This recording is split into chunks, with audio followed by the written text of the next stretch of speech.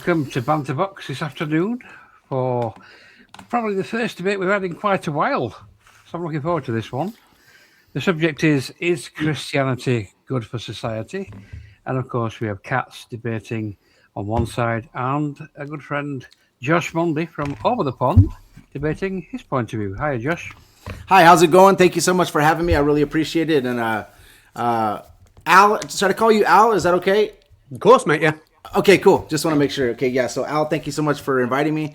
Everybody that's on probably knows him by Conspiracy Catz or Culture Catz, one of the two. But I do appreciate you inviting me. And it was kind of in we were just in a chat, and he asked me to come over here and debate the subject. So thank you. That's good.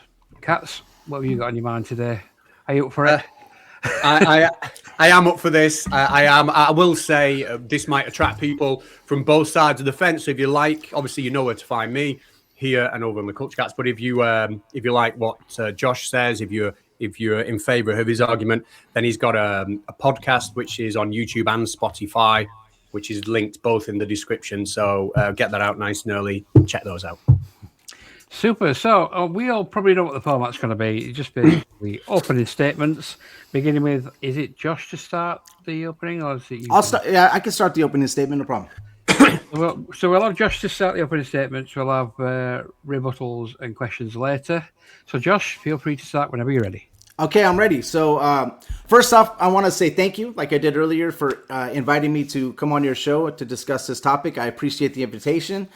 So is Christianity good for society? Of course, as a Christian, I believe it's the best for society. If it's operating under what Christ teaches. So I challenge my opponent today that whatever evidence that he has for Christianity being bad for society, I would like chapter and verse for where Jesus taught us to be that way. For example, if you try to bring up past Christian societies where they were doing tyranny or crusades or anything that is connected with people that claim to be Christian, I need chapter and verse to where Christ recommended us to commit such heinous acts.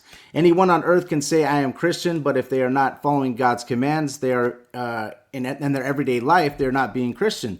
So you can't claim something sinful as an effect Christianity has had on society because it goes against the core teachings of what it means to be Christian. So when you make a claim, be specific to where in the New Testament we are commanded to do what you claim. If you can't do that, if you can do that, I will accept it as being evidence. But if you can't, you were just making a claim without proper evidence. My claim is Christianity has done amazing things for society, such as fostering foundational concepts of human dignity, equality, and charity, directly influencing development of education, healthcare, and humanitarian efforts worldwide. Its emphasis on caring for the vulnerable has created a framework for social responsibility that remains vital today. Christians were responsible for the establishment of the first hospitals and first universities. I also believe Christianity has given Western civilization the moral compass, and without it, there would be a moral void.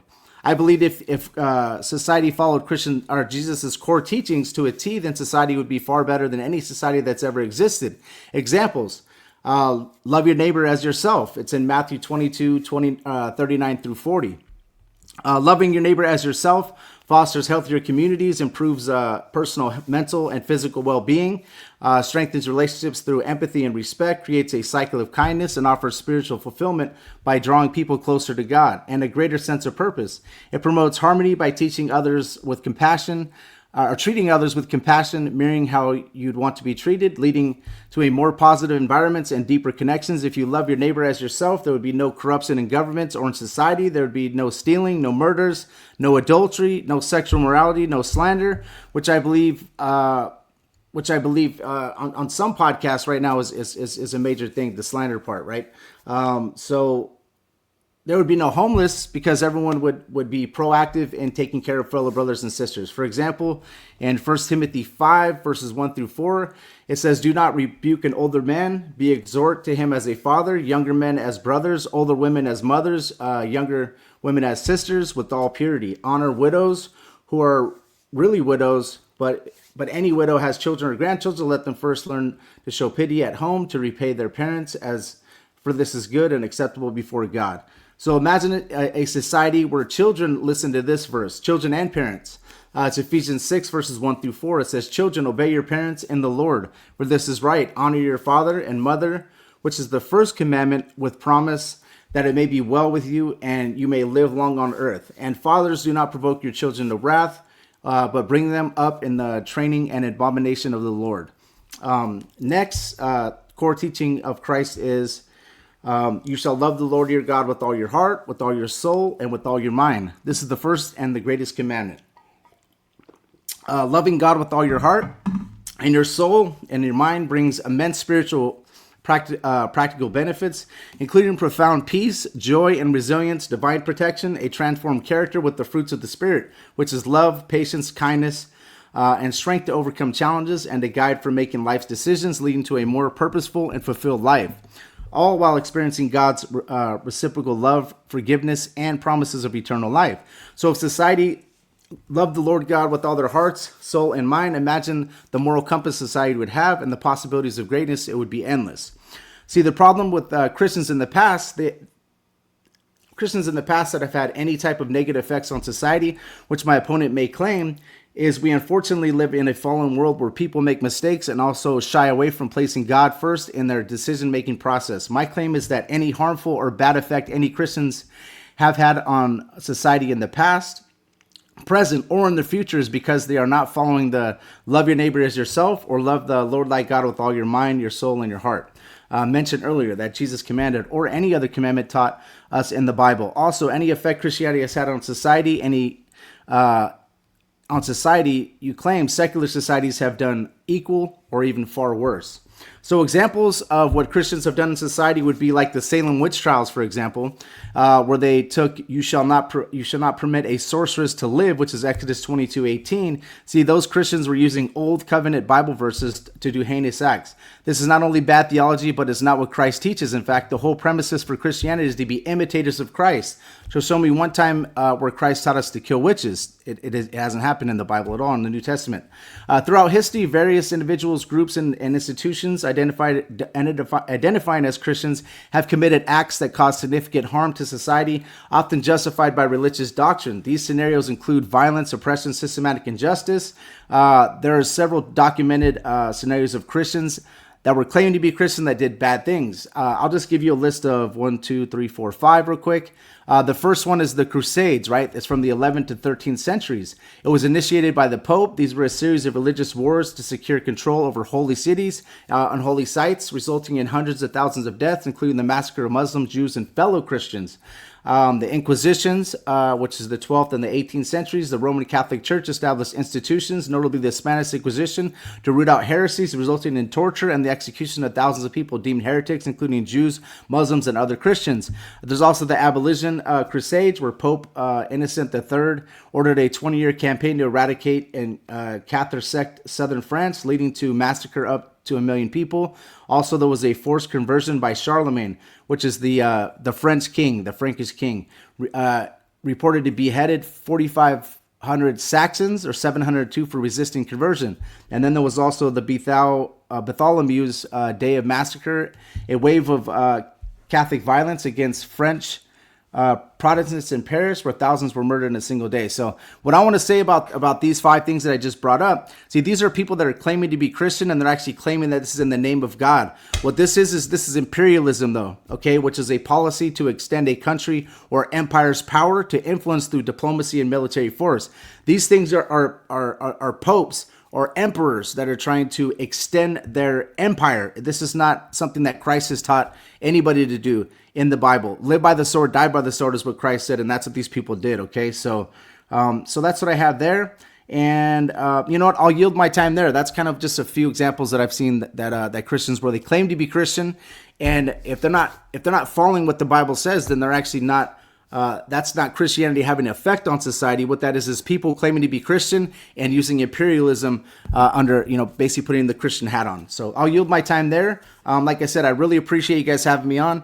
Culture Catz and Al, and then Doom, I think your name is. I do appreciate you having me on. So let's go ahead and have a fun debate. Okay, no problem, Josh. Thanks for that. Right, Catz, I believe it's your turn to respond. How do? Okie dokie. So thanks for that. 15 minutes, I believe. I will probably be done in just a little bit less than that. Okay. I've never debated this topic before. I might suck at it. At the end of it, you might be like, Catz, why have you debated that topic? You were way out your league. We'll see. I did a little bit of research because it kind of dawned on me that as a species, as a species or individual populations, we do like to adhere by rules, and we've got an option. Should we adhere by secular rules in society, or I mean, really, where it says Christianity here, it could be any religion, couldn't it? It could be any kind of religious rules, but we are focusing on Christianity for this debate.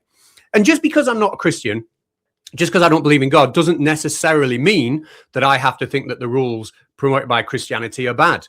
There are a lot of good things Christianity does. There are a lot of people who've benefited from becoming Christian.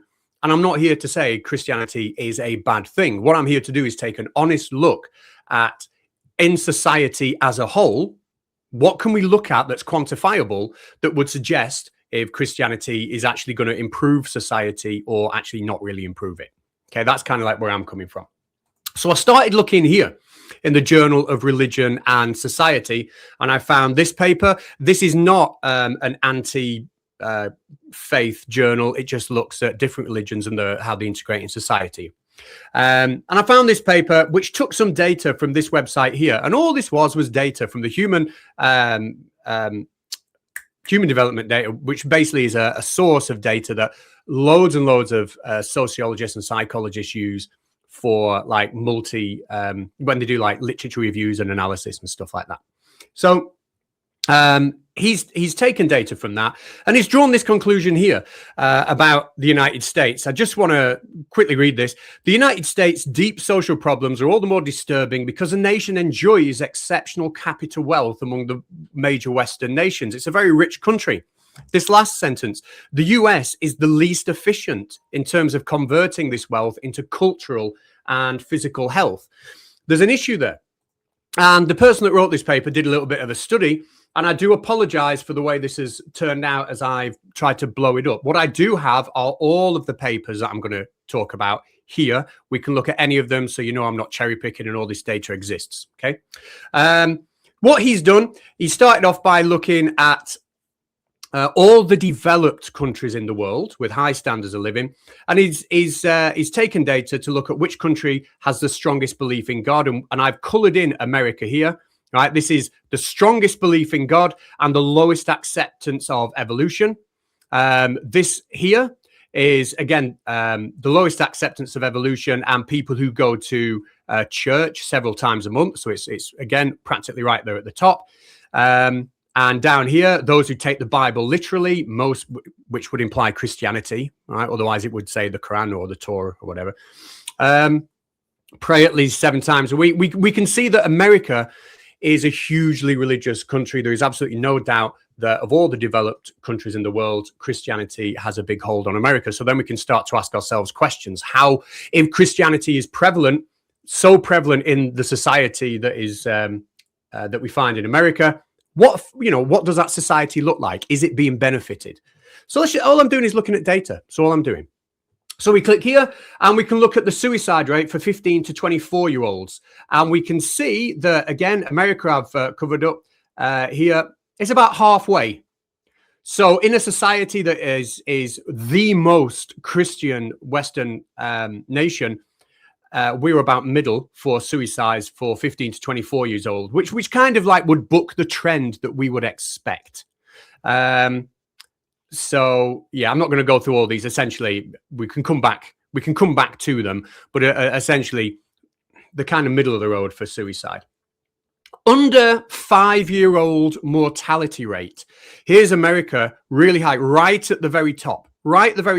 And again, correlated with absolute belief in God, right here at the top. Attending church several times a month. This is the x-axis we're looking at here. The y-axis is the mortality. The x-axis is attendance in church. And what we actually see is America, again, has this very strong link between a very strong faith, but a really high child mortality for kids under 5 years old. Again, that would book the trend. If Christianity is good for society, if it's helping create a better, healthier nation, we wouldn't expect America to have one of the leading under 5 child mortality rates. We can go on to life expectancy, and we can see it's right down here. So what effect is this ultra-Christian country benefiting from when it comes to life expectancy, why are they so low? And again, absolute belief in God on the x-axis, you know, they're right there at the top. So why is the life expectancy so low? Gonorrhea for all ages. Down here is all the other countries, all of them, right? Here's America. Massively higher rates of gonorrhea per 100,000 people. Massively. That's for all ages. 15 to 19-year-olds. What 15-year-olds are getting gonorrhea? But again, in America here, and by the way, I'm not using this to slag America off. This is just a data I'm found. I'm trying to, you know, I haven't got anything against America in case anyone thinks that. But again, taking the Bible literally, and here's the rates for gonorrhea. So how exactly is it benefiting the society?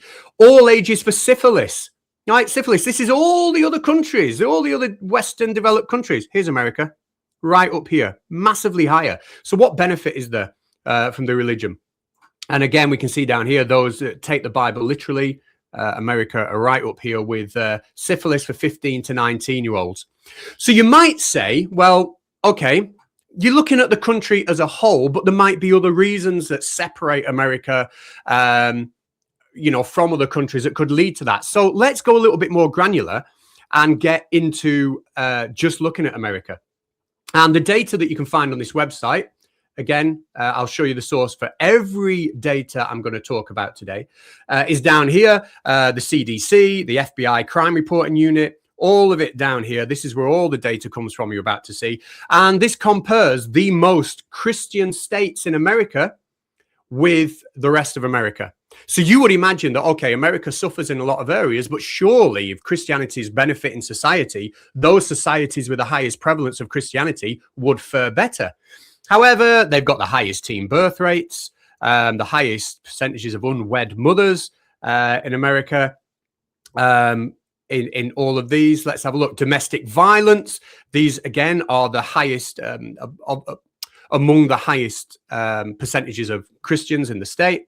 They are also among the highest that have domestic violence. Education and poverty, the kind of leading the way on poor education and poverty. Again, so what benefits are they actually receiving from having this huge kind of like Christian part of the community? You know, these are the leading Christian states.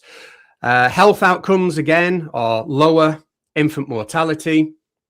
And secular regions in America are outperforming in all these areas, outperforming the religious ones. And again, all I'm doing is just reading the data. I'm not trying to be clever. I'm not trying to be a dick. This is just data that's come from here. We can maybe talk about why that data is later on, but that is the facts. That is the data. So I carried on looking. Looked at reproductive health here again. That's the journal. Religiosity and teen birth rates in the United States. And again, we looked at the religiosity of the state on the x-axis. And we can see the more religious the state. And obviously in America, we're looking at Christianity. I know there's a mixture of religions, but Christianity is predominantly the one. We have this massively upward trend. There seems to be far more teenage pregnancies. And again, that was put down to religion restricting the use of contraception. Child sexual abuse. This one's from Germany. I couldn't find one from America here. This one's interesting. So what this paper did from America is it took from Germany, is it took Christian communities in Germany, mainly Catholic and Protestant, and it looked at the number, just the outright number of child abuse investigations, and then those that are non-religious affiliated in different institutions. And what it found was a 50-50 split. So there was just as many allegations of child abuse in the Christian community, Christian institutions, as there were in the non-Christian institutions. However, we have to take into context here that this isn't pro rata. These are raw numbers. The Christian institutions include schools. Everybody goes to school. All of the children are included in the non-religious, whereas the those including the religion, so maybe Sunday school, church, etc., they are going to have access to far fewer children. So why are they abusing kids at a much higher rate? And interestingly as well, they seem to have a bit of a taste for boys. If you look at the non-religious institutions, it's kind of almost a 50-50 split between abusing girls and boys. But in the Christian, it kind of like leans. There's a lot more boys being abused. So again, why should that happen in Christian institutions? Again, there's some of the data. I'm not going to go over it now, but it's there if Josh wants to question any of this. We have this paper here. But why would we need a big investigation? How long have I got left, Doom? I think you've been going for about 11, 12 minutes, so you're not long, really. Okay. So why would we need these huge investigations or Congress hearings into child abuse and neglect in the Christian communities? This one here talks about 172 children who died for things like this in 1990 because of Christian Science. A court had to basically go with the parents and their Christian beliefs and refuse a child cancer treatment, and he died. This was presented to Congress, those 190 odd kids. These are real children. All of them died from, it says the expected outcome here, if they'd have got medication, and all of it is at least fair to excellent. You can look at all these excellents here. Vast majority of these kids would have survived if their parents hadn't been doing this in the name of Christianity and withdrawing that. We can look at social dysfunction again. Another paper. This is just stats from this paper I've got here that draws this conclusion. The higher the level of religiosity, and this was in mainly Christian states, the higher the incarceration rate, higher teen abortion rate. The lower teen abortion rate, but the higher teen birth rate. Depending on your views on abortion, you might think that's good or bad, but still we're getting more teen pregnancies. We've got more adultery, lower alcohol consumption, but also a lower life expectancy the more religion there are. So exactly how are these communities benefiting? And there's so much more that I probably will dig into in the debate itself, the back and forth. But we'll dig into that in debate back and forth. So to kind of sum up, all I've done is look at the data. That's all I've done to try and find what is the effect on society where Christianity has a bigger prevalence. And in every single aspect, it's bucked the trend. We would expect things to look a little bit better. And I know correlation isn't causation, but when that correlation in every single instance is going in the opposite direction that we'd expect, then I start to smell a little bit of a fish, and I think, well, maybe Christianity isn't benefiting society. Sure, there's a lot of good things to it, and I'm not going to say there isn't. I'm not going to deny that, and it's got a lot of things in it that I agree with. But overall, is it benefiting society? Well, the data clearly says no. Okay, a lot of information from both of you so far. Can I just ask, Catz, did you throw that I smelled a fish reference for Christianity?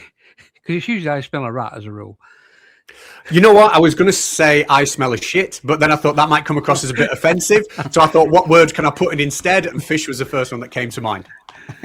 Okay, so Josh, you've got the unenviable task of unpicking all that lot. So, okay, are you ready? Yes, go ahead. So let's see. So like the the United States, I know that there's a lot of Christians in the United States, but the United States is actually a secular nation. Okay, so that's what the government is. It's secular. So, but it's okay. I understand you trying to pick that stuff apart. But what I would say is, where does the Bible say to commit suicide? Like, is there any Bible verse in there where Christianity or where Christ or anywhere in the New Testament or Old Testament tells you to commit suicide? Well, of course not. That's not there. So there's no chapter and verse for that. So that's not Christianity having an effect on society. That's people.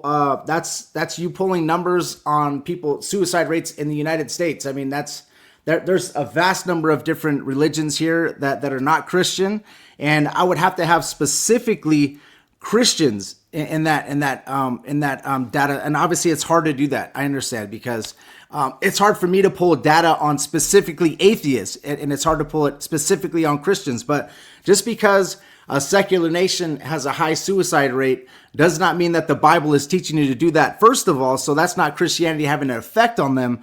That's just society having an effect on them and causing depression and anxiety and all that stuff, right? So that's what we get for living in a secular nation. Under 5 mortality rate. Well, secular countries, as you probably know, they don't even give the child a chance to live because the abortion rates are so high. You know, you have Canada allowing abortions all the way up to 9 months. You know, so I believe that is bad for society, because if you don't have a society, enough kids being born in society, then you're not going to have a society, first of all. Second of all, abortion, I think, is terrible because those people are not allowed to be born and not even have a chance. So just because the mortality rate in America is low for children that are under 5, I could point to secular countries where the abortion rates are tremendous. And people that are non-Christian, that are atheists, they about 80 to 90%, some of the data shows, are okay with abortion. So I don't know why my conspiracy cats or Al would be even complaining about under 5-year mortality rate, as if he cares about, I don't know what his stance is on abortion, but secular people, 80 to 90% are okay with abortions, which I'm obviously not okay with at all. I think it's terrible. But sexual transmitted diseases. Well, the Bible teaches to not have sex outside of marriage, and also not to have sex before marriage. So that would have nothing to do with the Bible, because if you are a Christian and you meet a woman and you guys both go to get tested and you have no sexual transmitted disease, and then you guys get married and you stay together for your whole life and you never have sex outside of marriage, which is what the Bible teaches, then you're not going to have any sexual transmitted disease. So I would say that's not a Christian thing. That is definitely a secular thing, 100%, because the Bible teaches nothing like that. Child abuse. Let's see what the Bible teaches about child abuse. Well, Jesus himself says it would be better to have a millstone around your neck and to be thrown into the sea than for he to offend one of these little ones. It's offend, or it is to do something to these little ones, right? So he's speaking of these children, right? So nowhere in the Bible does it say that you can abuse children or anything of the sort. That is priest, I would say, priest and other people that are predators. That what it is when you're a sexual predator, you're trying to get into a position of power where you have power over children. So that is a problem of a secular problem. And what I would say about that is, you might be talking about child abuse being something that's totally offensive, which I think as well, and I think the Bible totally is against it. But what's happening with the secular society is they're now trying to allow these minor attracted individuals to be, you know, for it to be okay now. I don't have data on that, but I'm kind of noticing that that's kind of happening now, where they're starting to, with the LGBTQ movement and everything, which you might bring up later. You see that they're now that's going to be like the extra one that they might add on to that. Not saying 100% it is, I'm just speculating, but minor attracted individuals, which is basically men or women that are attracted to children.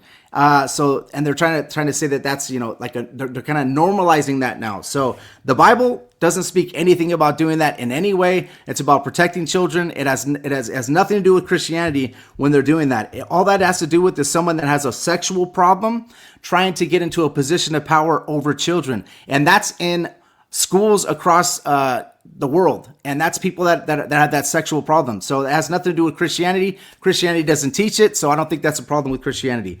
The medical issue about the cancer treatment, you know, Luke in the Bible in the New Testament was a doctor. Okay. So he was a doctor, you know. Was he performing surgeries and stuff back then? I don't know what kind of doctor he was, but he was a doctor, like a medical doctor, right? So the Bible doesn't teach against using mainstream, cancer treatments, you know. But what I would say is that's probably a Jehovah's Witness thing, right? So that's not mainstream Christianity. Jehovah's Witness is a sect, and I don't believe in that. So I wouldn't even say that that's a thing. But anyways, I think that's all the stuff you kind of brought up. But a lot of the stuff that Catz is bringing up, which he did a great job on his presentation, and I love that he brought the presentation. I think that's good for the audience. And but what I think a lot of the stuff that he brought up is he's pulling data from America And America, obviously, we do have a lot of Christians in America, but there's a plethora of different religions in America, and there's a plethora of different problems and issues in America that are secular issues. They're not Christian issues. So that's what I would say. But Conspiracy Catz, you said that you've never debated this subject. I haven't debated it either. So right now, I think we're just having a good back and forth and a good discussion. I think we're going to treat each other with respect and kindness, which I totally appreciate. A lot different than what I'm used to from other secular people that I debate. So thank you. Appreciate it. Yeah, no problem. Okay, Catz, your turn for a response. How about this for divine intervention? Now, you don't know why that's divine intervention. I was just thinking, while I was thinking about my rebuttal to what you said, you'll say that's crazy. That's crazy. So this is a rebuttal. It's going to look like it isn't when it starts off. But I was thinking about Star Wars recently, right? And thinking about The Last Jedi. And that is so shit. Like, that is so shit. And I watched The Last Jedi and I walked away and I was like, that isn't Star Wars, right? In real Star Wars, Luke Skywalker isn't some kind of loser drinking green titty milk from a sea lion. He doesn't get outshone by Rey, who's only had like 2 seconds of training in the Force. Han Solo, isn't just going to walk onto the end of a lightsaber. He's better than that. That was the first one, wasn't it? I was like, real Star Wars isn't The Last Jedi, because The Last Jedi is so wank. It's rubbish. But you know what? That's what we got. That is what we've got. We got The Last Jedi. That is Star Wars. Now, the analogy here is a lot of what Josh is saying is he's referring to the Bible and the beliefs of a true Christian. That there are things happening in society that don't represent his Christian beliefs and that he doesn't believe come from the Bible. Fully respect that. Okay? Not a problem. But this debate is about Christianity in society, and what we've got is The Last Jedi, right? We have a religion that is structured in a certain way with a certain hierarchy, made up of, whatever infrastructure it's got, that is separate from the Bible. It's separate from how maybe Josh might interpret the word of God or the instructions coming out of the Bible. The religion of Christianity is separate from that. The religion of Christianity we've got is kind of like The Last Jedi. So it's okay to say, but the Bible doesn't, teach this, and this. And that might all be true. I've got to defer to you on that. I don't read the Bible. And if you tell me the Bible teaches something, I'm going to believe you. I'm not going to argue with it because I don't know. But what we have in society is what I showed you with those statistics. That is the effect that the organized religion that is Christianity has. So that is what we've got. So I'll just end this by saying it might be a case that actually we come to some kind of agreement here, that the disagreement is in the definition of Christianity, where I'm talking about the religion as it is, as we've got, as we see it when we look around. And Josh is maybe coming from an idealistic version of what he would like Christianity to be, which allows him to discount certain practices as being Christian practices. And if that's what we come to, that's what we come to. That's fine. But that's. Oh yeah, and there was one other thing. Yeah, sorry. The reason I said that is because he, in his opening, he was talking about people doing things in the name of Christianity, but actually they were just saying it under the umbrella of Christianity, and they weren't really Christians. So that's where that come in. And the other thing is, just 10 seconds, he talked about what Christianity did for the world historically. Brilliant. Loads of things happened historically when loads of really good things when virtually everybody was a Christian. But also those things happened when we didn't have electricity, when we didn't have the internet. So I'm not going to say, oh, wasn't it brilliant when nobody had the internet and that gave us universities? Do you know what I mean? Like it's just history. It's just the way things were. So I'm not going to put too much stock in that. But that's my friendly rebuttal. Okay, well, I've got to say Star Wars wasn't on my bingo card for today's debate. Okay, gentlemen, this is where we enter the back and forth. I'm going to unmute you both, which you both are now. Of course, I expect you both to be civil. If there's any interrupting, let the other person speak. If there is, I'll just have to mute you. Don't make me do any more work than just watching you guys. And how can I start this? Let's let Josh begin. He's the guest.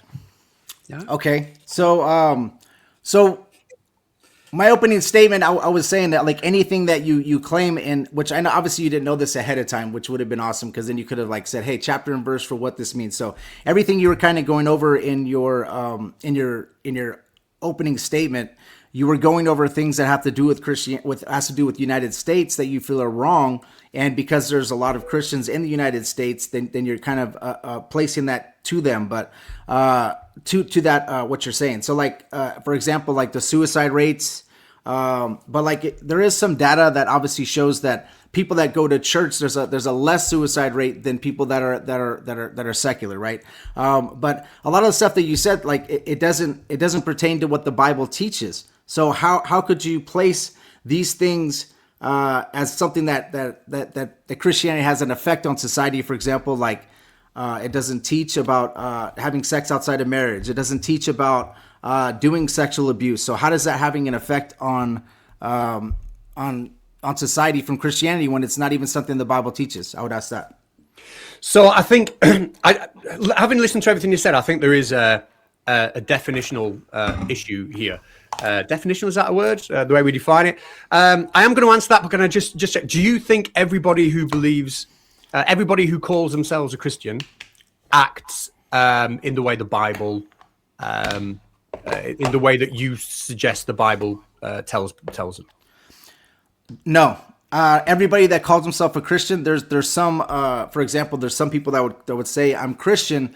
For example, like Constantine. So what Constantine did is his soldiers started converting to Christianity. He started seeing more and more of his soldiers converting to Christianity. So what did he did? He says, "Oh well, I saw a vision in the sky of a cross, and now I'm gonna convert to Christianity." So that all of his soldiers were like, "Oh, okay, the boss man is Christian now, so we can all be Christian. We'll fight harder for him, right?" So, but there was basically Christian churches that he would have set up here, but underneath where all of his imperial people or his elite would go, and they would worship Mithra, right? So he would say that he's Christian so that his soldiers loved him, but he was actually he was actually worshiping Mithra, right? So I don't think that everybody that says they're Christian are Christian. And also Catz and Al, it's really a battle. It says it in the Bible that we wrestle against, not wrestle against flesh and blood, right? So it's principalities of evil, right? So we're basically in a battle. So it's very hard for us as Christians. It's not easy. So I would agree with you that it's hard. But yeah, a lot of people might claim that they're Christian, but not actually be Christian because they just say, I believe in God, but they don't read the Bible and not following the Bible. So yeah, it does happen sometimes, definitely. So I would use that to answer the question you've got then. That people do things in the name of Christianity, even if they are not acting as Christians as you would define it. So, for example, here, children dying because their parents and even local authorities are refusing them cancer care. I'm sure you would say, well, actually, that's not a very Christian thing to do, but it's still being done in the name of Christianity. Okay, what I would ask you this is, what's the cancer care? Is it was the cancer care like radiation treatment? Was the cancer care something that, because in some cases, Al, some people might decline that type of treatment because sometimes, even if you do, some people might believe that it's going to spread the cancer because. Yeah, so it just depends. I mean, I don't know that specific scenario, whether that they said in the name of Christianity, I don't want this radiation, or if it's something that maybe the parents were against because, they might have done some research about what that treatment was, and maybe they thought it wasn't going to be good for the child. It might not have been only because they were Christian or only because they were Jehovah's Witness or whatever the case may be, So this is for... Yeah, I don't know specifics on it, if that makes sense. Yeah, no, I'll just give you the background. Sorry, my screen took a shit then. So this was taken from a Congress hearing here. This is the entire document. Sorry, this is my PowerPoint. I have got the entire document. We can look at it. Okay. And the purpose of this Congress hearing was to look at neglect and abuse in Christian Science families because of information like this, where it talked about 100 and odd children dying, and this one child. That you were talking about, he was sent home without even sedatives to die, so they denied him even the sedatives to ease his pain because he was a Christian Science child. But even if we take that out, here are all the other children who died, and they are dying from things like dehydration, for example. Look at this. I'll just see if I can highlight it here. I can send you this so you know I'm not bullshitting you. I know it's difficult to see on screen, but next to where I've got this blue dot, that says dehydration. 6 children died from dehydration, which is obviously very easy to cure. Their outcome would have been excellent. And this is a religious motivated medical neglect. So basically parents were choosing to treat their child, which was allowed. But one of the treatments allowed was simply prayer. It didn't have to be medical. So these were Christian Science families, which prompted the Congress hearing, who were basically just using prayer as medical intervention. And all these kids died from things like dehydration, not just cancer. Okay, and there's probably several examples that we could probably pull of secular people maybe doing the same, So how is this only a Christian thing? It's not only a Christian thing, So I don't have the data obviously to pull, but anything that you could pull, like maybe a Christian family did, I could probably pull that a secular family did. And at least, like I said, these children have a chance to live. Like in secular societies, they're doing abortions up to 9 months, so they're actually not allowing the children to actually live at all. So I don't know why. Like, are you backing up that a secular society would be better? Well, if you are, then you'd have to face the fact that they're doing abortions, So I know people might say, well, those aren't children yet. Oh, those aren't babies yet. But of course, I believe that they are babies. I believe that God formed us in the womb. So they are babies. So at least these kids are having a chance to even live at all. And also, I don't know the specifics to anything that you're bringing up. All we're doing is we're from the outside looking in, right? So you're giving me something like, oh yeah, these child died because they weren't allowed because they were Christian and they're against science. But we're from the outside looking in. We don't know exactly what was going on in those situations. And I understand that that's the way you kind of have to pull data. We don't know each individual decision, but it's very hard for me to defend that because I don't think the Bible teaches that. So I don't know if they were maybe misinterpreting or maybe bad doctrine. Maybe they're misinterpreting a verse, but it could have been something different than Christianity having an effect on their decision, if that makes sense, because I don't know what the exact details of it were, but does that make sense? I don't know. It does. You made 2 points there. I just want to address just the first one very quickly, and then the second one. The first one, you said this might happen in a secular society. Well, I don't know. Maybe it was my explaining that wasn't bad, that wasn't good enough. In the states where these children died, it was considered neglectful at the time if a child wasn't given intervention if they were ill, life-saving intervention. But one of the law actually said that the intervention that could be given didn't have to be medical, it could be spiritual. So in other words, if a child had something like dehydration, if you didn't do anything and the child died, then you were guilty of neglect. But if you chose not to go down a medical route, but instead provide intervention in the form of prayer, you weren't breaking the law. And that's what this whole, this goes on and on. This is the whole thing. I will send it you when we're done, so you can see. But it really breaks it down, so you get the context. And that screenshot I showed you of all those children dying is in here. So when you say this could happen in a secular society, in a secular society, people wouldn't choose prayer over medical intervention. That was the first point. I'll let you respond to that, and then I'll go on to your second point. Yeah, I definitely agree. If someone is an atheist, they're not going to pray.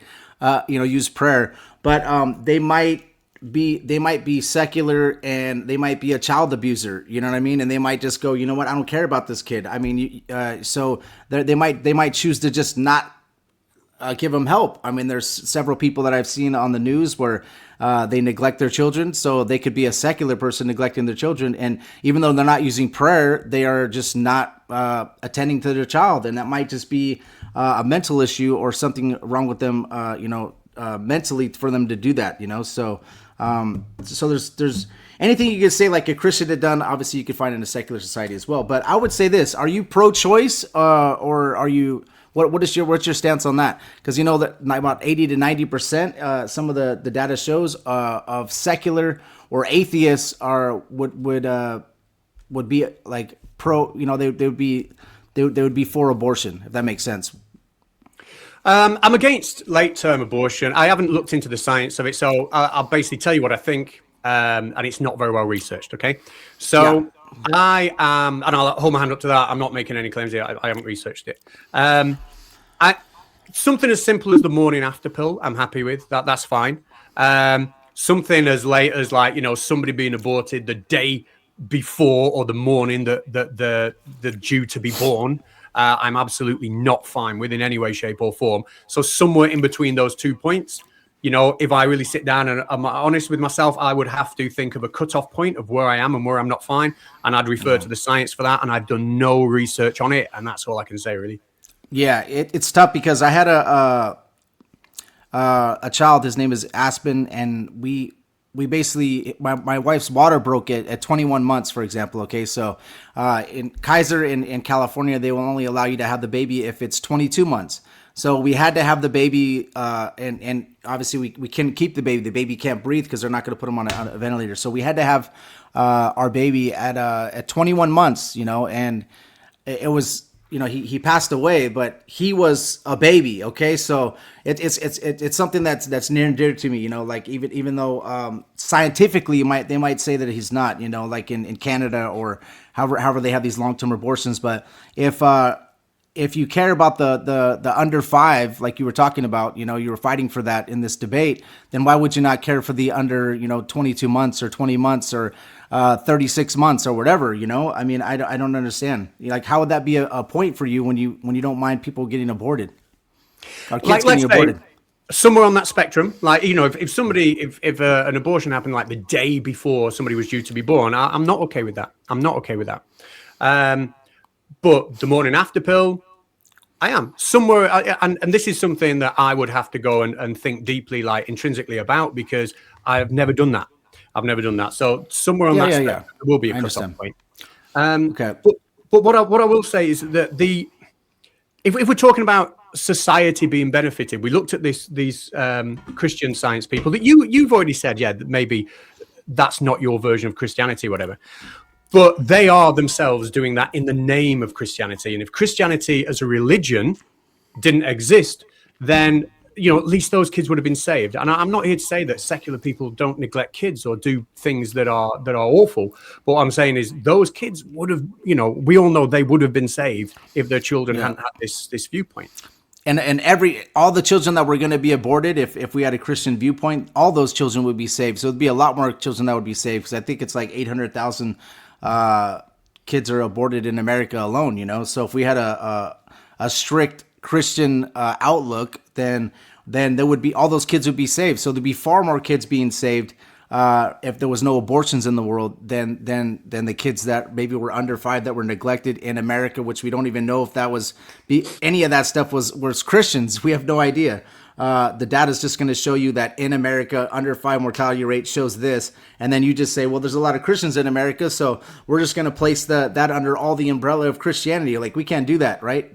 Because we don't know the situations in that data. But let's see, what else do we had the sexual transmitted disease thing that we were talking about. That's something that like I said, I mean, what would you say to that? I said the Bible teaches to not have sex before marriage or outside of marriage. And also sexual immorality, the Bible is totally against. The New Testament, Old Testament, both, right? So what I would say is, why would you bring up sexual transmitted diseases in America when the Bible teaches to not have sex before marriage, which means that you would not have a sexual transmitted disease yet, unless you got it from your parents, like when you were born. But if you didn't have any sexual transmitted disease, you meet your wife, you end up getting married to her. She has no sexual transmitted disease because she didn't have sex before marriage. You go to the doctor, you both have no sexual transmitted disease, right? Then you go through your whole marriage not having sex outside of marriage. There would be no sexual transmitted disease, and that's what Christianity teaches. So if there's anybody that's having sex before marriage, or if anybody's having sex outside of their marriage, that's going to cause sexual transmitted diseases. Also, in secular societies, there would be more gay, lesbian, and if you look at the sexual transmitted diseases in that community, I have nothing against people that are gay. I have friends that are gay. I'm not trying to say anything like that, but you'd see that the sexual transmitted disease rate would be higher for that, right? And the Bible teaches against that, right? So we would have to see. I mean, I could look at what the rates would be, but there's a lot more no condom use, because they're obviously, with men, they're doing it in a different way, and there would be a lot of that. It would be running rampant. So the Bible doesn't teach to have sex outside of marriage or before marriage. So I would say that's not something that Christianity has had any effect on society. But what would you say to that? Hang on, there's a few points there. So the STI thing. Oh yeah, that's something that you brought up. You brought sexual transmitted diseases in America, right? So, Yeah. which, so that's what I would say. I would say if the Bible teaches against that, and it gives you a specific way to live, then that would be like we shouldn't even bring that up. That has nothing to do with Christianity. But go ahead. What would you say to it? And I think actually your last sentence there has kind of summed this up. If we look at what the paper did, it's looking at communities here that have an absolute belief in God, regularly attend the church, and take the Bible literally.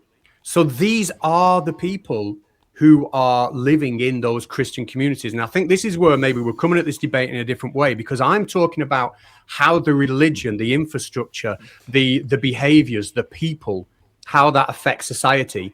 You're coming from kind of like an idealistic, well, this is what the Bible says, so therefore these people aren't doing, performing Christian practices. So you're kind of like removing them as being Christians. Would you say that's fair? Like, is that where we're kind of like missing each other somewhere? Yeah, we're probably missing each other, but it's just what the way that you would have to. The only way that Christianity would have an influence, the way that I would say it, and I know you might not be, is that if the Bible was teaching us to do that. If it's not teaching us to do that, then obviously the Christianity is not having that influence. What's happening is the secular influence is happening on these Christian people, and that's what's causing them to do that. So it's not like they're using the Bible like if you were using the Bible like I said in my opening statement, like if you can give me chapter and verse of everything that you feel that Christianity has done that's bad for society, then you would have a great evidence of it. But if you can't, then I don't think there'd be evidence of it. So anything that you could say, like I said, about how Christianity has affected society in a negative way, and the stuff that you're bringing up, I could pull data on secular communities having the same issues, like I talked about with the homosexual rates of syphilis, gonorrhea, HIV. It says that there's a 60 to 70%. I don't even want to bring it up. Okay, I don't really need to, because that's not what we're arguing here. We're not arguing between LGBTQ and straight people, So all I just want to say is that anything that you bring up, Christianity is going to teach against that. So how would that be an effect on society if the Bible's teaching against it? Does that make sense?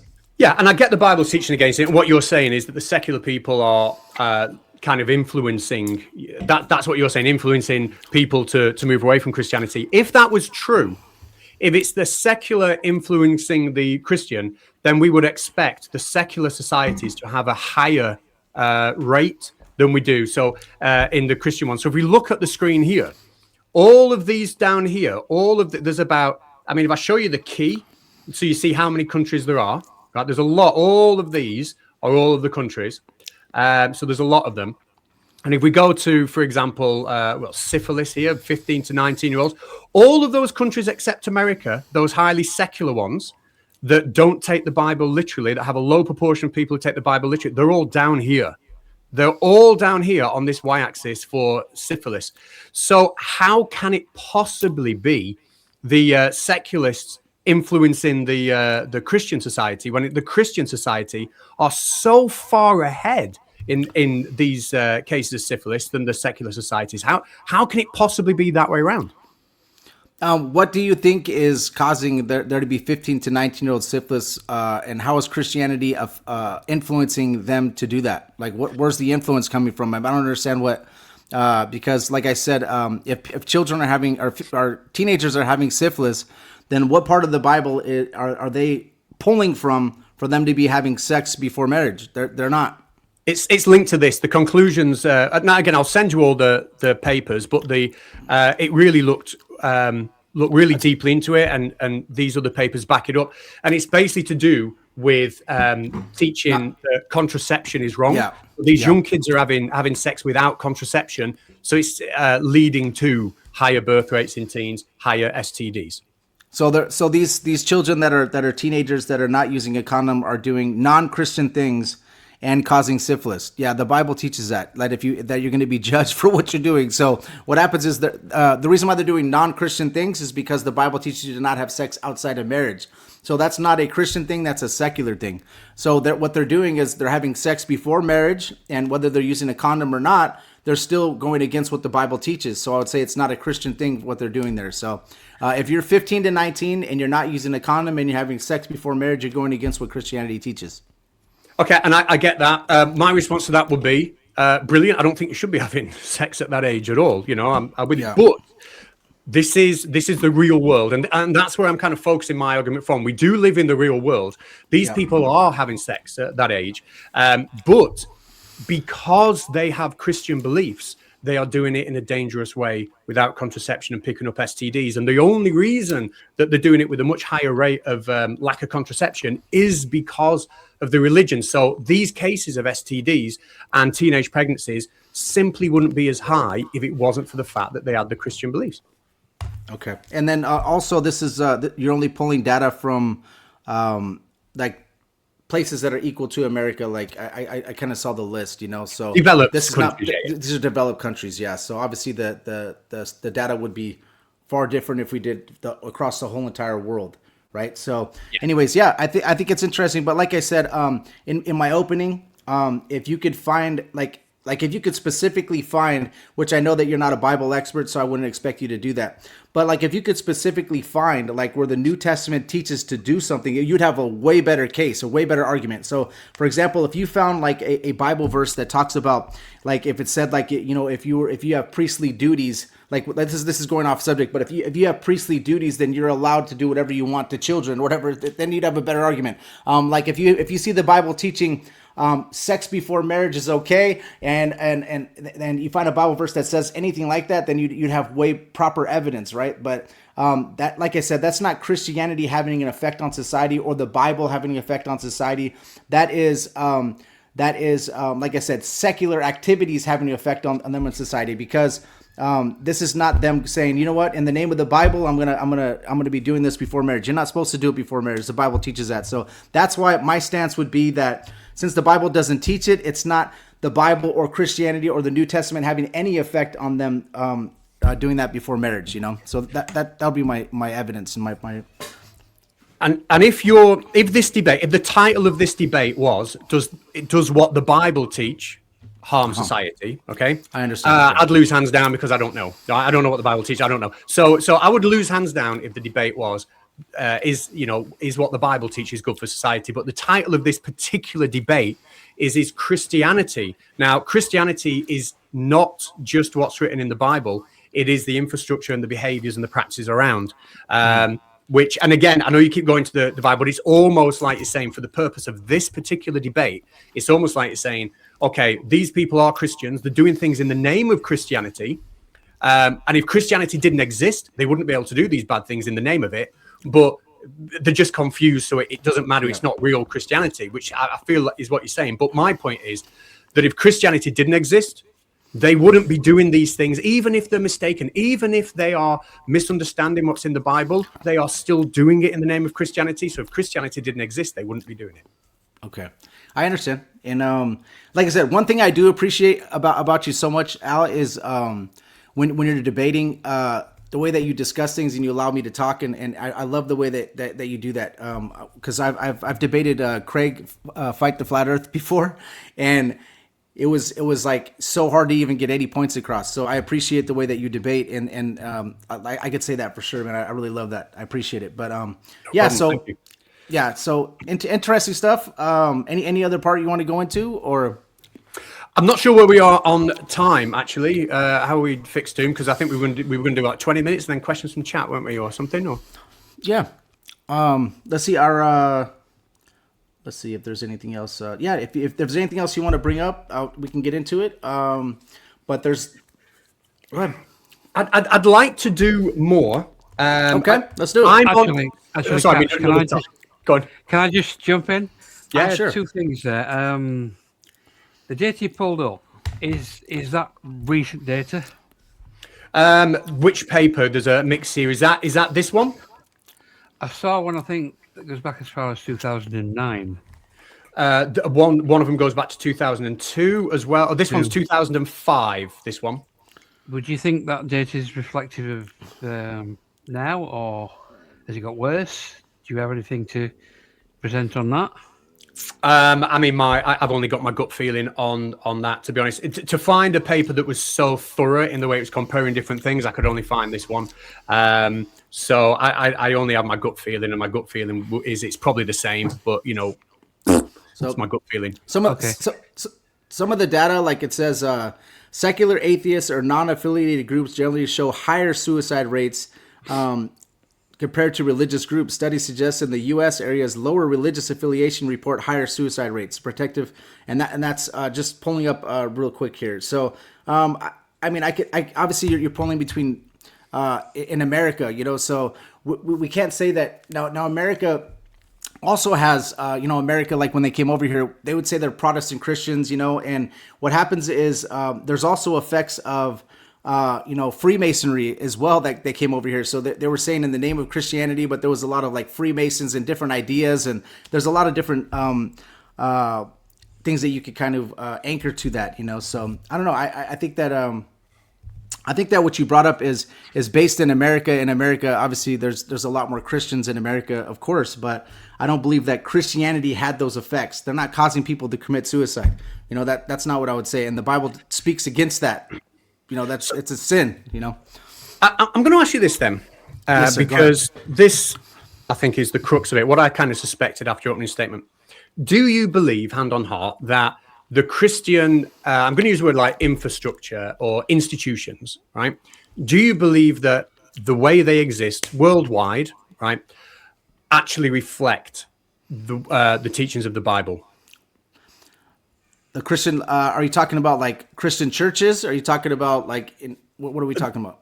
So the institutions as a whole. So the behaviors and the practices that are carried out in all the variety of different Christian churches, do you think they all represent what's in the Bible? Or do you think, I suppose I'll put it this way, do you think there are Christian factions or evangelical corners where things are being done in the name of Christianity, but actually they're harmful and it's not Christianity? In some ways, yes, I do. Some people create cults in the name of Christianity. Some people create they use like I said, it's bad doctrine. Like for example, like the Salem witch trials, where they were trying to use Old Testament, Old Covenant in the name of the old, like Exodus 22:18 or something. I think that they were trying to commit heinous acts. But they're not doing what Christ teaches, which is the new covenant, So I don't think that they're I think that that's bad theology to do that. So I don't think that's necessarily what Christianity didn't have an effect on that, And this is where we are kind of like missing each other, in that I am talking about all of those corners. Christianity, these people are doing it in the name of Christianity. So if Christianity didn't exist, a lot of these bad things wouldn't be happening. And you've got a different image of Christianity in your mind, which is a set of practices that you deem to be, really beneficial for society, but it doesn't include the practices of people who are being harmful in the name of Christianity. I get to see it real hand, because what I'm doing is I have a Sunday service, Wednesday service, where I'm actually teaching the Bible, and I get DMs all the time from people that just me reading the Bible to them on the air and teaching the Bible is affecting their lives in positive ways, where now they're going from being alcoholics, drug addicts, where their life was going in a bad direction. They're having issues in their marriage with their families, where they were choosing alcohol over their family, or they're choosing drugs over their family, or they're choosing to be anger, with their wives. Like, it's actually fixing their marriages. So I get to see it in real hand, because I'm actually doing, I'm reading the Bible, and it says that faith comes by hearing, and hearing by the word of God in Romans 10:17. And just by reading the Bible to them, it's creating faith. And what it's doing is actually mending their marriages. So I get to see it in real hand. So I'm not seeing, now I haven't had anybody at all DM me and say, the fact that you're reading the Bible to me has just ruined my life. It's actually creating a better marriage and I think that's great for society, right? And it's making it so that they're choosing God over drugs, or they're choosing God over alcohol, and they're choosing God over anger or domestic violence, and there's things that are being fixed. So I'm not seeing, no one has sent me any negative DMs where they're like, dude, you reading the Bible has just completely ruined my life and caused me to do child abuse and to want to commit suicide. It actually takes people out of that mindset. So I don't see that happening, and you don't get to see that in real time because, you know, obviously you're not doing this, but the DMs that I'm receiving from people and the messages and the emails that I receive from people, it is absolutely mending the marriages and mending their life and making their life better. So I'm not seeing that. So that's what I'm seeing in real time. And I actually get to see that because I'm taking the time to actually teach the Bible and teach. And sometimes people might have, they might be getting taught from a pastor, you know, weekly, but the pastor doesn't get a chance to talk to them. But I actually get a chance to talk to them and find out what the Bible is doing for their life. And it actually making their life a lot better, if that makes sense. Awesome. And there are, you know, like I said at the beginning, a lot of people have benefited from Christianity. You know, I'm not going to knock that. I've got one final question, and then Yes, sir. I'm not familiar with the Bible. Okay, so I'm not going to pretend to be. But if we look at Bible literalism, because you keep referring back to the Bible, saying it teaches this, it teaches that. In all the debates you've done, or all the times you've read the Bible, is there even one thing in the Bible that if you read it and took it literally would have a harmful effect on society? I will tell you 100%, and I've gone through the Old Testament already, all the way to 2 Kings so far. And is there times that I read the Bible where I'm actually dumbfounded? Of course, you know, sometimes I'm like, wow, but what happens is what I do is I bring someone that is from Israel on, right, to kind of go through certain things with me so I understand. And sometimes, you know, when they break it down in Hebrew, then sometimes I might have a bad interpretation of certain words. But yeah, there is. Sometimes I do read things that makes me dumbfounded, of course, about some things in the Old Testament specifically, you know. So yeah, it does happen, and it's yeah, it happens for sure.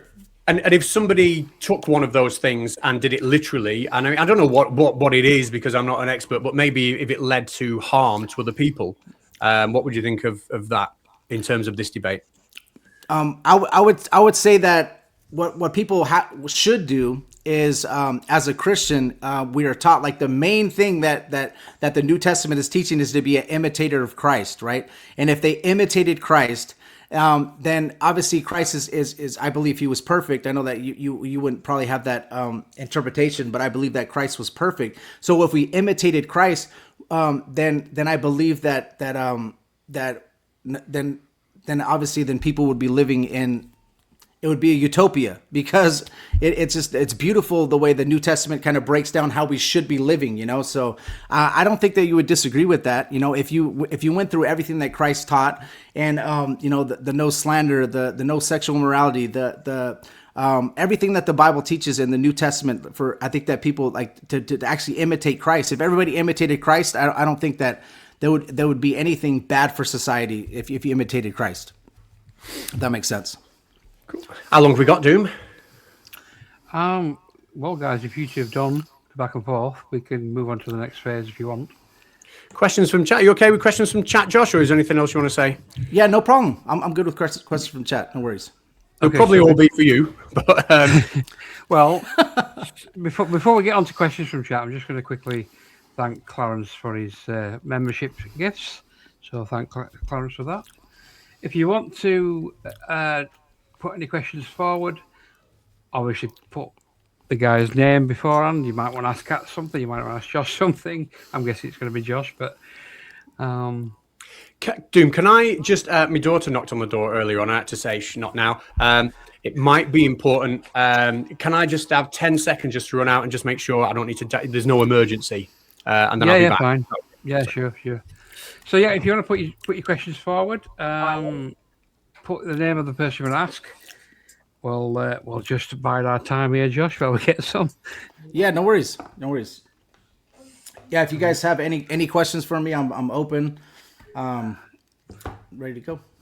Obviously, keep them civil and keep them relevant to the debate, guys. Don't make them any personal ones.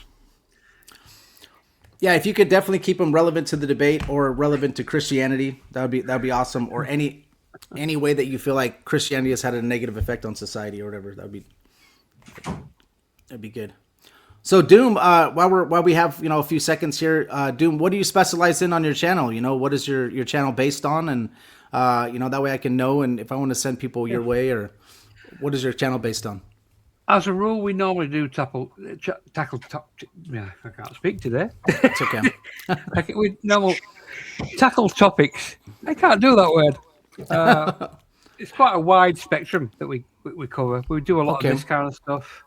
Looking at religion, we look at conspiracies and basically strange things and strange claims. What conspiracies do you get into? Well, the last ones we've done is things like, but the last one we did was how the Oreo biscuit is supposed to be satanic. Okay. So that's on the channel if you want to watch that one. That's interesting. Okay. With things from fairies right through to people seeing shapes in clouds, etc., etc. Oh, okay. Awesome. Yeah, we try and find weird stuff. We just have a laugh at it, really. We're not we don't do big investigations. Awesome. Okay, so we've got a question from Jim. I'm just going to try and get up here. Question for Josh. Are there parts of the Bible which can be ignored? No, I think that I think you should read the whole entire Bible, from the Old Testament to the New Testament. I believe that's what we should do, and that's what I do on my channel. I don't shy away from anything, and when I do see things that in the Bible that I question, then obviously I have to do a deeper dive on, and that's what I try to do. I want to break down what the Hebrew is saying or what the Greek is saying, and want to make sure that I'm not just reading it, from an American standpoint. I want to make sure that I want to find out what was going on in the culture at that time, and find out exactly why the Bible is saying that. And the way that I do that is I'll try to have somebody that is a Hebrew expert come on and kind of explain it to me so I understand. And so is there parts of the Bible that could be ignored? No, I think we should read the whole Old Testament, the whole New Testament, and I think it's all. I think it should be all digested for sure. Okay, they're starting to come through quite quick now. Got another one from Clarence. Do you think the New Testament is replacement to the Old, even though Jesus refutes this? No, I think that the New Testament is. I think that Jesus came to kind of explain how we should be taking the Old Testament. What I think that some people do is they even the Pharisees and the Sadducees at the time, obviously they were taking the Old Testament and they were trying to use it against Jesus. And every time Jesus had explained how they actually should be taking those particular verses, So I think Jesus explains it quite nicely and perfectly to the Pharisees and the Sadducees on how they should be taking that. What happens is they were taking men's traditions and they were trying to place it over what the Bible was actually teaching to benefit them. That's what was happening. And I think that Jesus was pointing that out to them of exactly how they should be taking it. And I think he does a great job of doing that. Okay. One more from a chap called Stating the Obvious, channel regular. Jesus had strong opinions on money, etc. What about the mega churches fleecing their flock? Controversial. Yes, definitely. And there's Christian churches that try to use that. But, Jesus said that, it's better for a rich man to, or a camel to go through the eye of a needle than for a rich man to enter the kingdom of heaven. So I think that when it comes to money, Jesus did have strong opinions on it, and I think what happens is the churches are trying to use the Bible to make money, and I think when you mix those two together, then it becomes an issue and a problem. And obviously with mega churches doing that, I do not believe that they're going against what Jesus taught, so they are doing wrong. They're not using proper theology, and they're actually taking advantage of their flock. I do agree with that, and I don't think it's right. Okay. Before I go on to the next question, I'm just need to address user Black Christus 73. The question you posted, can you add some more context to that before I put it on screen, please? Okay. Next question from Surrender Monkey. Is he earning money with his interpretations or readings of the Bible? Is he Josh? Yes. Okay. So I'm not. So I earn money from. Okay. So I'm featured on a podcast. It's called the Cult Conspiracy Podcast, and they pay me for my time. So they pay me $50 an hour to read the Bible, right? And so that's a separate thing from my show. And I don't ask for any money from the audience. I don't ask for any donations. I tell them that Cult of Conspiracy are paying me hourly to do this, so don't pay me any of your own money. I'm getting paid for this, so I don't want any donations or I don't want any money for doing what I'm doing. Now, I do have a, if somebody wants to donate to the ministry, so I could put, a brand new camera, like I got an HD camera. I'm also going on a trip in June, and I'm also going on a trip to Punta Arenas in December to test the flat Earth claims against the globe. People have sent money for that, but I don't ask for that. I don't ask people like, hey guys, I need you guys to send money for this. I say that if you guys want to donate to that trip, if you want to know what's going on in the South and what's going on in the North, then you could send money, but I don't ask money from the audience. What it is Cult of Conspiracy told me, hey, you could be featured on my show. And what I'm going to do is I'm going to pay you $50 an hour to do it, and that's fine. That's something that where I'm getting paid for my time.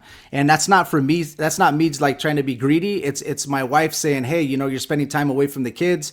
You need to have something coming in for your time, because I spend numerous amounts of time studying the Bible and trying to read the Bible to the audience. So I'm not asking money from the audience in any way. All I'm doing is I'm getting paid for my time from them, and I'm taking those Bible studies and I'm putting them on my channel.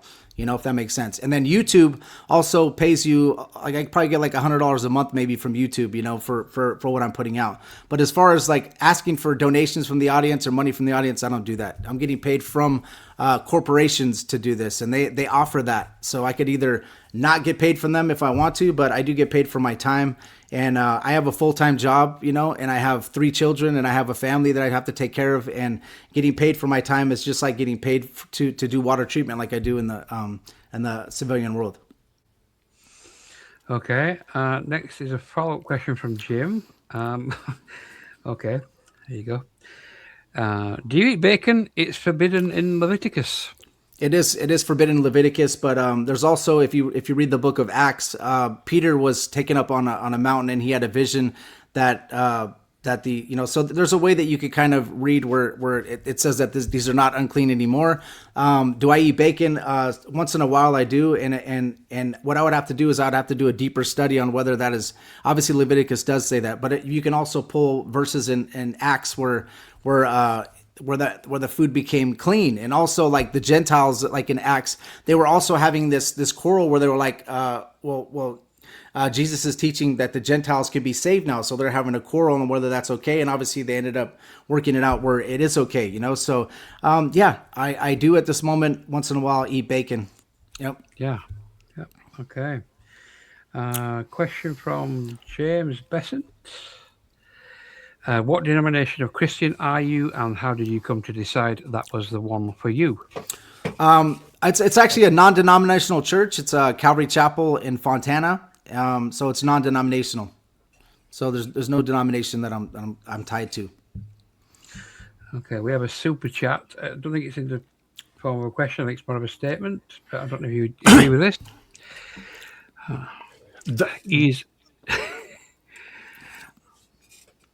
This was my point in the debate, I think. Yeah. I don't know if I got my point across, but I think that's where we weren't meeting each other. I would agree with that. I would agree that what you're arguing for is like an idealistic version of Christianity that you would adhere to, that you take from the Bible. But I'm talking about the actual reality of, of what we've got. We've got the Last Jedi version of it. Is going back to the rebuttal. Okay. Yeah, and everybody that's doing super chats and questions too, really appreciate you guys doing that. Taking your time out to listen to the debate first of all, and also to ask these questions. Thank you. Yeah. Okay. Yeah. Thanks for that, Inquisitive. We've got another long question from Laurie the Tapeworm. Do you at least acknowledge the necessity of separation of church and state, not just for atheists, but Christians too? Without that, even Christians are in danger of losing freedom. Yeah, the separation of church and state. Yes. So I believe that the state, like United States, for example, has taken many things from Christianity, and also secular countries have taken many things from Christianity and the good things of it. So yeah, I do. I think the separation of church and state. Yeah, I do agree with it, because there's you can't because there's a lot of people there's a lot of different, there's Muslims and a lot of different religions, so you can't just take Christianity and force it upon people. So I just believe that there's good morals that United States, for example, has taken from Christianity, and there's also good morals that secular countries have also taken from Christianity and applied it, and it's worked. Okay. Another more of a statement than Jim, probably a reaction to your last answer to him. Josh is in fact ignoring parts of the Bible. Make of that what you want. Yeah, I think he's probably referring to the Leviticus portion, but like I said, if you read the New Testament, which I'm deep into already on my study, what I'm doing now is I'm doing a verse by verse study on every single verse in the Bible, so I could break it down and digest it for the audience and digest it for myself, because and doing deep dives on it makes me realize certain things, so. Before, I used to have my pastor teach me, and then I would just go off of what he said. But then when I started my show 5 years ago, I started digesting the Bible for myself, which I think everybody should do, and read it for yourself. Pray to God that He shows you what the Bible is teaching, and also do deep dives on it and get different perspectives. Don't just take one perspective. And I think sometimes churches do that. And as I'm reading the Bible, I don't believe I'm taking certain parts of the Bible and doing wrong, just because I'm learning what's happening in the New Testament and the New Covenant, So, but it's okay. Whatever he said is fine, Okay. Question from another long-term channel viewer, Clive Wells.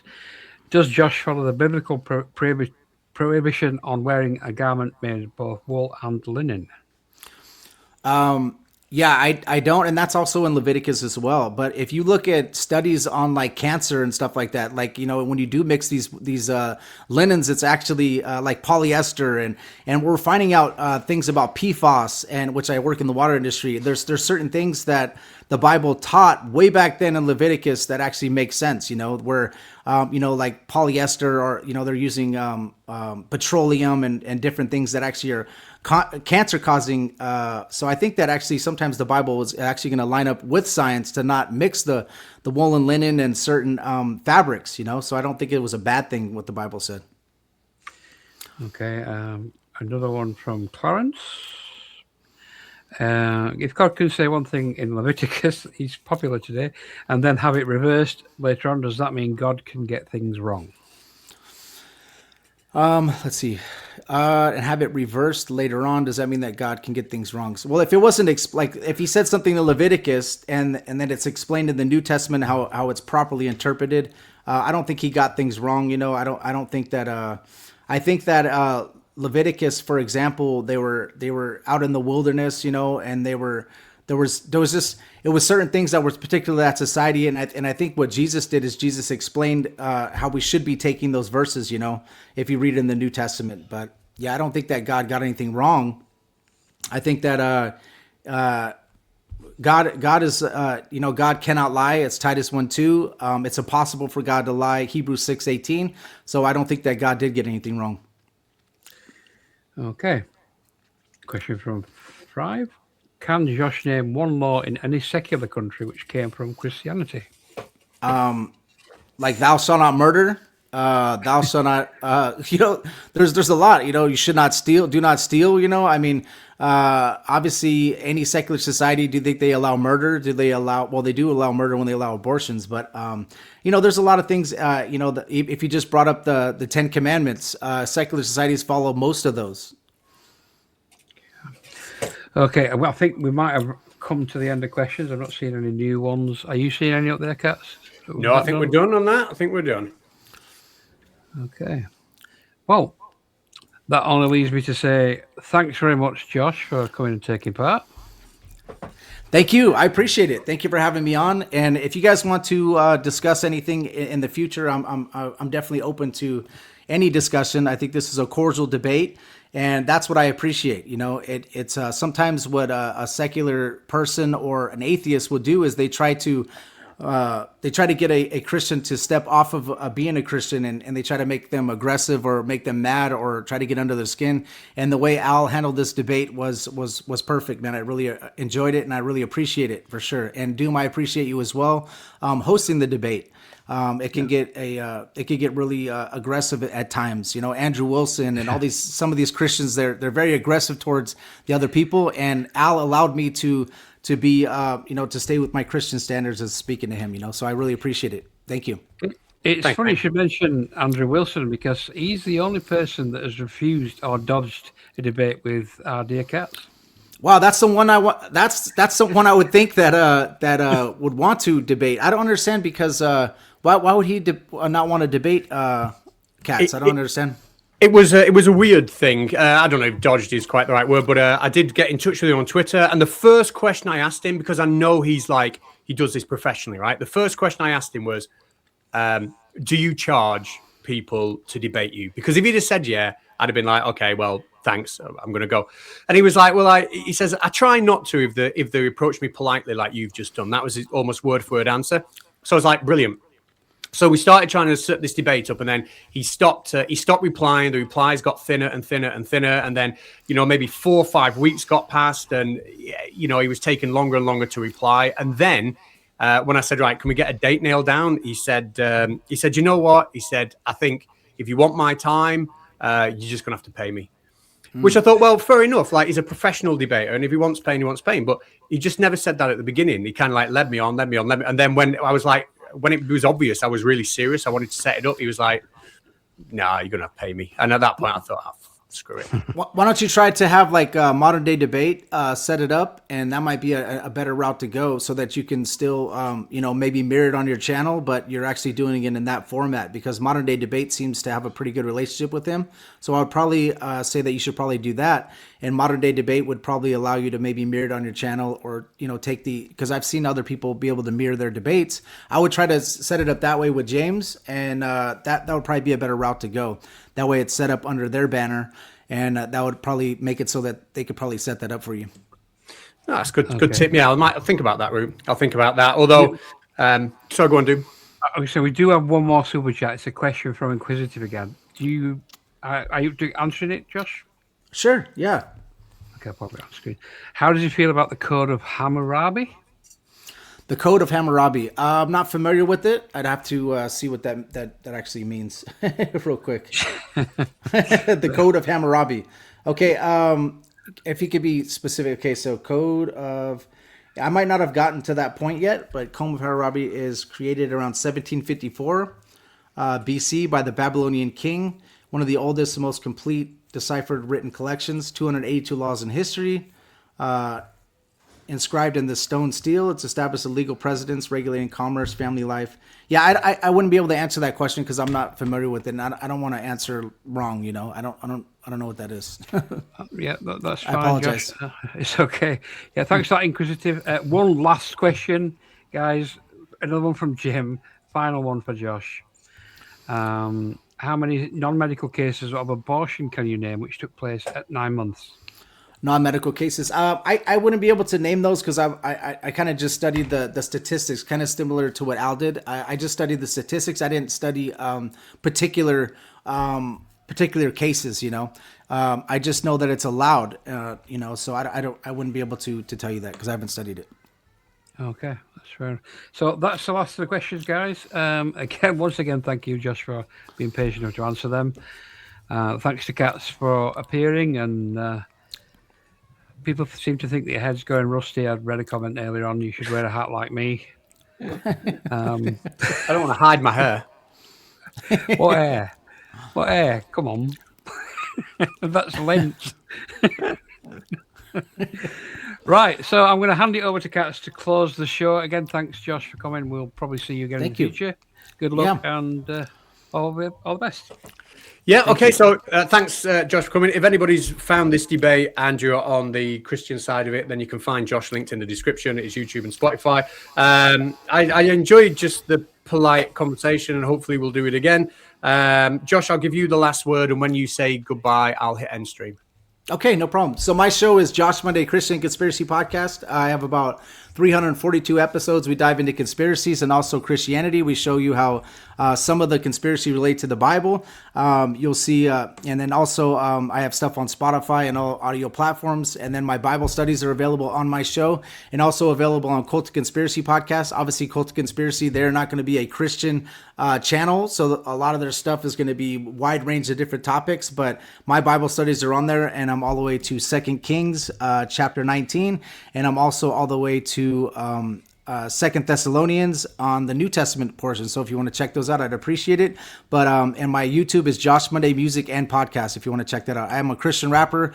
I'm a prior military as well. I'm ex-military. And yeah, if you want to check any of those out, I'd definitely appreciate it. But like I said, cordial debate. You can't ask for a better debate than this, where we're cordial and we respect each other. And I really, really appreciate that. And that's the most important part, I think, is to have a cordial discussion where we're not talking over each other. I don't think there was one time where we interrupted each other and we didn't give each other the respect that both of us, deserve. So I really appreciate it. Everybody that's listening, if there's any way to give Doom a 5-star review, or if you could subscribe to his channel, share his channel. Obviously, he's working hard, and obviously Al is also working hard. I know how it is to do shows, and you guys, it takes a lot of time to prepare for this. So please do that. Share his information and share his channel, and also Al share his channel as well. And I don't know everything that Al talks about or anything like that, but obviously he's working hard. So if you like his content, then share his stuff and subscribe to his channel. And if you like my content, subscribe to mine. I'd appreciate it. So thank you so much. Thank you. Bye-bye. Bye-bye. Okay, that is the stream over.